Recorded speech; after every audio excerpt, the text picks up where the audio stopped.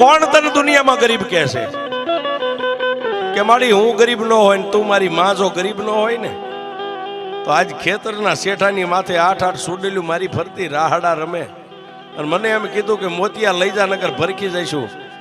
મારા ઘરમાં તો જન્મ દેનારી જનેતા કેવી છે મેં નથી ભાળી, પણ તારી માથે એક વિશ્વાસ રાખીને મેં સુડેલું ને એટલું કીધું તું કે મારી ગઈઢી માં એક બેઠી છે.